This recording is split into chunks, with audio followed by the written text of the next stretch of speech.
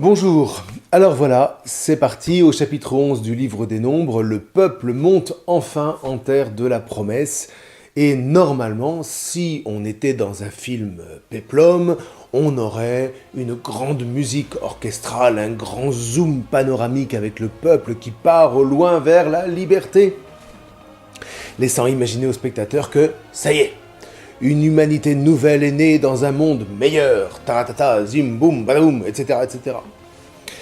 Sauf qu'on n'est pas à Hollywood et que les choses vont se révéler un peu plus compliquées que prévu. Et c'est là, précisément, que toutes les accusations, vous voyez, de pure et simple invention légendaire concernant la Torah s'effondrent d'elles-mêmes. Jamais aucun peuple n'a osé raconter avec une telle franchise, avec un tel réalisme, son histoire par laquelle il sait avoir appris à son corps défendant le chemin de la miséricorde. Tout ce que nous allons lire à présent, vous voyez, pourrait être lu à la lumière du psaume 51. Aie pitié de moi, Elohim, selon ta fidélité, selon l'abondance de ta miséricorde, efface ma transgression. Lave-moi de mon délit, de mon manquement, purifie-moi. Car ma transgression, moi, je la connais et mon manquement est toujours devant moi. C'est contre toi, toi seul, que j'ai manqué. Ce qui est mal à tes yeux, je l'ai fait. Ainsi, tu peux parler et montrer ta justice, être juge en toute innocence. Et voyez, dans le fond, ce que nous allons lire fonctionne comme une grande et humble confession. Et cela seul mérite à Israël la considération des nations qui sont bien incapables d'avoir la moitié du quart du millionième du courage de ce peuple. Alors certes, à la nuque raide, comme l'a dit Hachem au chapitre 33 du livre de l'Exode, mais un peuple qui n'en va pas moins accepter de porter le joug de la Torah à la face des nations pour imprimer à tout le genre humain un mouvement d'élévation. Et ça, malgré ses manquements, ses délits, ses transgressions et toutes les fautes qui ne cessent d'émailler son histoire. Oui, nous dit Israël, nous avons péché. Oui, nous avons fait le mal, mais nous avons rencontré Hachem qui est plus grand que ce mal, qui nous a coachés, pour ainsi dire, inlassablement, pour nous faire regarder toujours vers le haut, pour que nous choisissions la vie alors même que nous étions séduits par le mal. Et c'est de ce Dieu-là que nous voulons être les témoins pour vous. Donc, ce qu'on va lire à présent, n'est certainement pas glorieux. Mais c'est précisément parce que la Torah ne veut rien cacher. Très différent en cela de certains manuels d'histoire qui font par exemple de la Révolution française un pur moment d'exaltation de toute la nation, innocente et malheureuse contre le méchant roi, les méchants aristocrates, contre les méchants vendéens et les méchants catholiques, sans compter les méchants royaumes ennemis de la France, contre lesquels, dès 1793, la Convention va inventer la mobilisation en masse. Quel manuel scolaire français ose, dans les années 2000, parler du génocide vendéen, par exemple ? Vous voyez, on choisit l'omerta sur tout ce qu'on considère comme de simples dégâts collatéraux. On choisit de taire ce qui, à notre rencontre, n'est pas glorieux, et à ce niveau, eh bien, ça s'appelle de la révision de l'histoire. Vous voyez, là où on peut dire que la Torah ne fait pas de la révision de son histoire, c'est qu'elle n'en tait pas les moments les moins glorieux. Alors peut-être qu'elle l'habille de vêtements un peu anachroniques, mais son souci de ne rien effacer de la tradition dont elle se reçoit est tout à son honneur et ne dessert en rien la vérité. Du coup, les hypocrites que nous sommes disent « Oh, quelle violence! Oh, c'est insupportable !» Sauf que refuser de taire ce qui est moins glorieux, c'est apprendre aux générations qui suivent à se regarder en face et à grandir dans la vérité. Une vérité qui ne consiste pas à se pavaner en faisant croire aux autres qu'on est parfait dans un style show business, mais une vérité qui se présente humble, sachant célébrer fièrement ses victoires, regarder en face ses défaites et apprendre à ses descendants à garder intacte et vive l'âme du peuple, quitte à demander pardon quand il le faut. Dans notre 21e siècle occidental, jamais aucun politique ne saura demander pardon. Quand il est pris en flagrant délit d'un comportement qu'il interdit par ailleurs à ses administrés, il ne demande pas pardon, il se retire, il s'efface, il disparaît, en espérant que les foules vont l'oublier. Vous voyez, notre société dirigée par les grands maîtres de la finance internationale, tels Pharaon, ignorant volontairement Hachem et préférant laisser s'abattre les frappes les plus terribles sur le peuple plutôt que d'abdiquer de son trône idolâtre, un tel monde préfère que tout s'effondre plutôt que de laisser paraître une seule faiblesse et de s'ouvrir à la miséricorde. Eh bien, l'histoire biblique, elle, prend le contre-pied absolu de cette manipulation générale.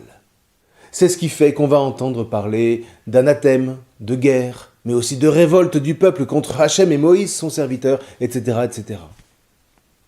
Reste que, avant de prendre ce peuple de haut, admirons bien plus l'honneur, la distinction de ce peuple prophétique à travers le témoignage audacieux qu'il donne de ses espérances comme de ses errances au su et au vu de toutes les nations. Encore une fois, voyez, pas une d'entre elles n'est capable d'une telle liberté. Et tant que ces nations ne seront pas capables de relire leur propre histoire à ce niveau olympique, pour ainsi dire, s'il leur reste un soupçon de dignité, qu'elles aillent s'asseoir dans les gradins et qu'elles apprennent d'Israël ce que vivre dans la lumière de la vérité signifie.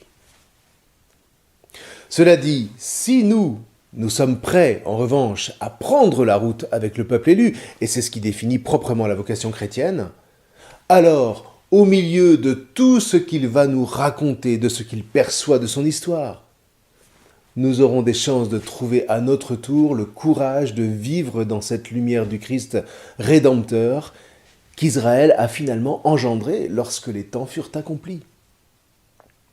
Le Christ qui rachète son peuple au milieu des nations, dans le prolongement direct du rachat d'Israël, à qui il va falloir maintenant apprendre ce que vivre libre signifie en termes de miséricorde, de foi et d'espérance, en termes de marche, de combat, et en définitive en termes d'élévation intérieure qui vise la joie de la sainteté dans le bonheur d'une délicate préparation aux épousailles avec Hachem, Hakadosh Baruch Hu, le Saint, béni soit-il. Bon. Une fois qu'on a dit ça, eh bien, il faut se mettre à la lecture de notre chapitre 11 et d'emblée, dès le verset 1, on voit nettement qu'on sort des textes législatifs de facture sacerdotale, comme on en avait depuis le début du livre du Lévitique. On renoue avec le mode narratif deutéronomiste, vous vous souvenez, auquel le livre de l'Exode nous avait un peu plus habitués. On part du principe que les événements du chapitre 11 se situent au cours de la marche de 3 jours qui doit mener le peuple dans le désert de Paran. Et dès le premier verset, bang, une plainte du peuple monte aux oreilles de Hachem, nous dit-on. Alors, on ne sait pas quelle en est la nature, mais manifestement, ça ne plaît pas à Hachem, dont les narines s'enflamment au point d'envoyer un feu manger une extrémité du camp, disent vos traductions. Alors, il faut peut-être ici remarquer quelques petites subtilités. D'abord, le verset 1 parle du peuple, Am en hébreu. Or, quand la Bible parle positivement du peuple de Hachem, elle l'appelle toujours soit le peuple des fils d'Israël, soit les fils d'Israël, soit encore mon peuple. Mais quand elle parle en revanche du peuple sans préciser, il est à craindre que ça dégage une dimension négative dans la mesure où l'expression signifie que le peuple, malgré son élection, se conduit comme n'importe quel autre peuple, donc qu'il perd sa détermination de peuple élu, ce qui est grave.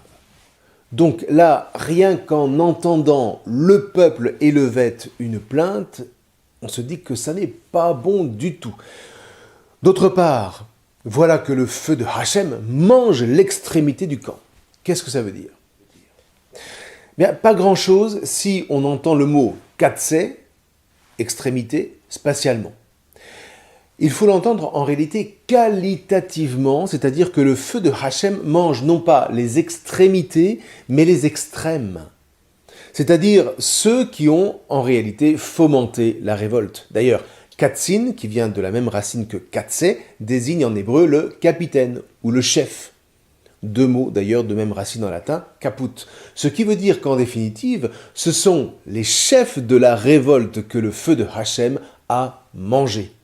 Achal, le même verbe que pour Nadab et Abihu, ce qui laisse évidemment imaginer que le feu sort du sanctuaire, quand bien même il soit plié pour le transport, et que la dynamique de l'événement s'analyse de manière similaire.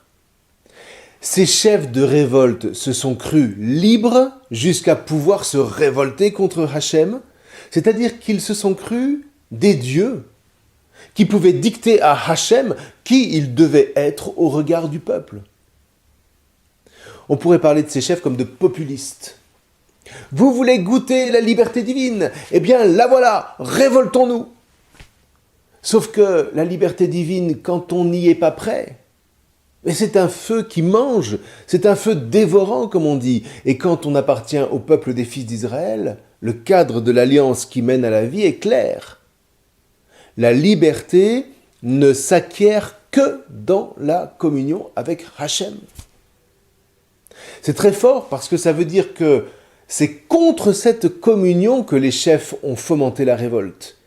Et qu'en voulant s'émanciper de Hachem, ou le réduire à une idole à laquelle il puisse dicter sa conduite, eh bien ils ont manipulé le peuple des fils d'Israël pour le réduire à leur merci et en faire un peuple. Et ils n'hésitent donc pas, pour ça, à faire du peuple élu un peuple, comme les autres peuples. Ce qui veut dire encore que cette révolte envisage ni plus ni moins qu'une sortie de l'alliance, donc pour prendre un chemin vers la mort. Et là, Hachem coupe court, non pas tant en punissant, comme on l'interprète toujours, mais en donnant immédiatement à ceux qui le demandent ce qu'ils revendiquent avec tant d'empressement. Sauf qu'ils n'y résistent pas. Ils s'y brûlent parce qu'ils ne sont pas prêts.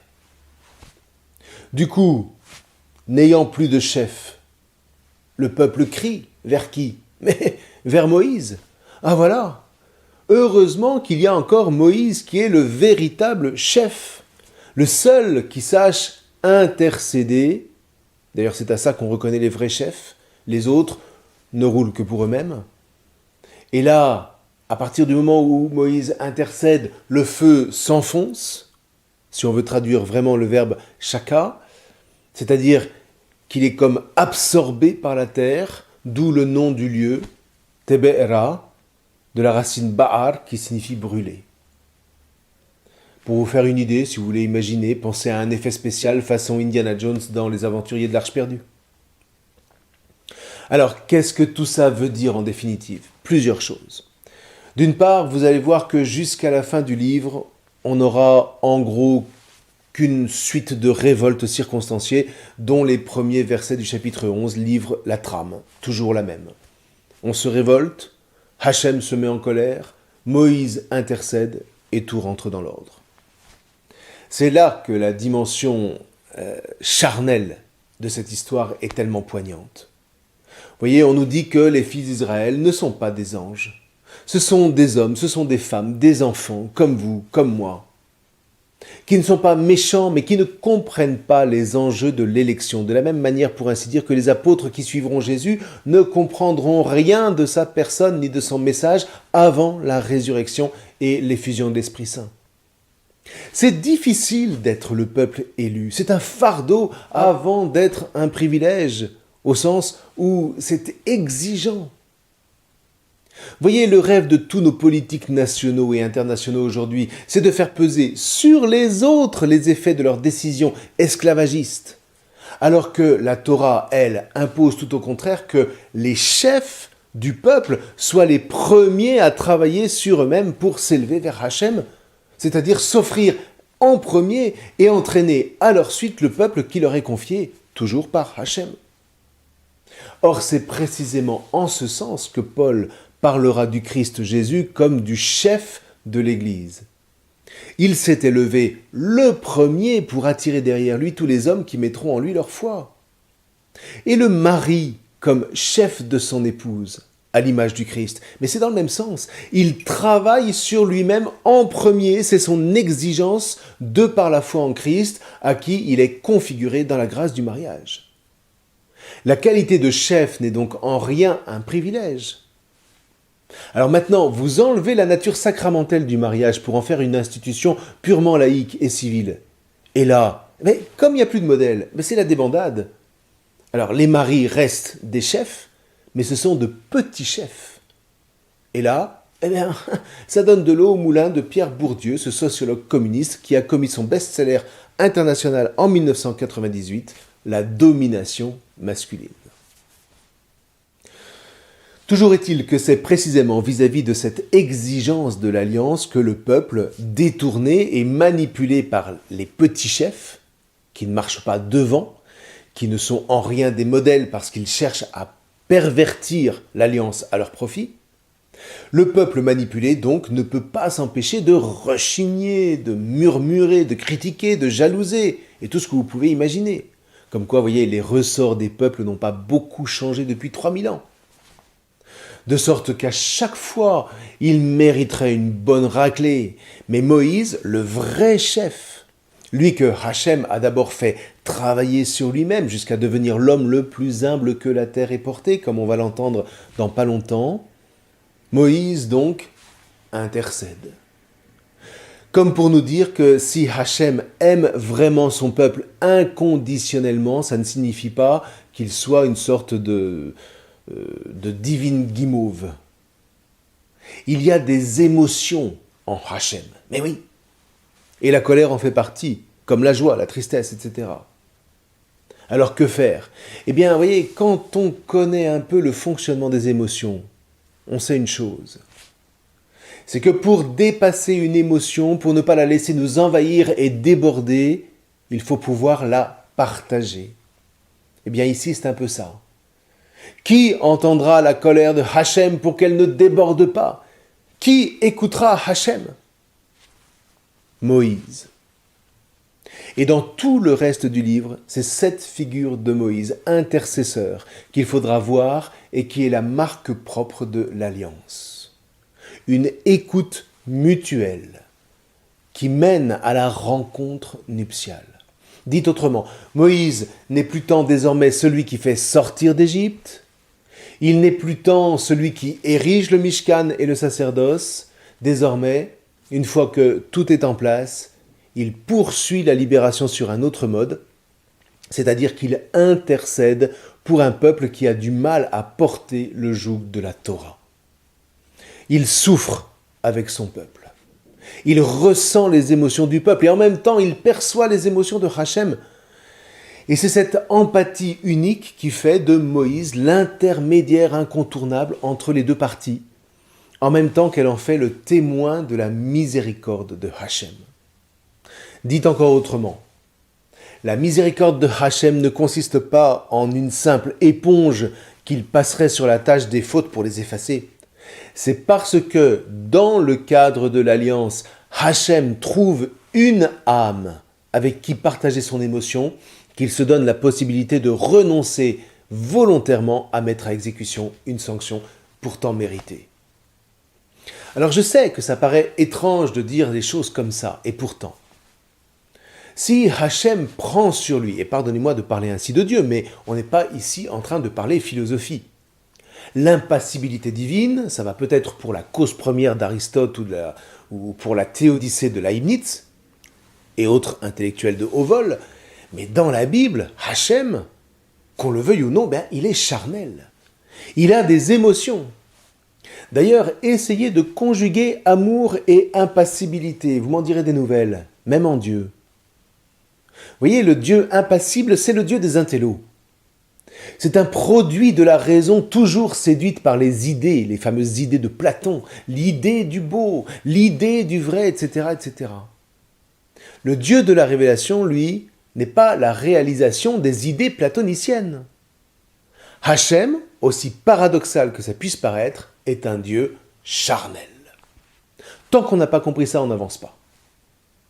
Donc, si Hachem prend sur lui, résorbe sa colère, aussi énorme que ça puisse paraître, c'est grâce à Moïse qui se fait pleinement le réceptacle capable de recueillir la lumière miséricordieuse de Hachem, alors même que le peuple, lui, se ferme à cette lumière. Et ce faisant, parce que Moïse ne vit pas pour lui, mais pour le peuple, parce que c'est le sang de Abraham qui coule dans ses veines autant que dans les veines du peuple comme en un seul corps, eh bien, la disponibilité de Moïse offrant un réceptacle capable de recueillir la lumière de la miséricorde, cette ouverture d'une seule âme rejaillit sur l'âme de tout le peuple de sorte que jaillisse la miséricorde. Et à travers Moïse, on perçoit la puissance d'intercession que Hachem veut confier à l'homme.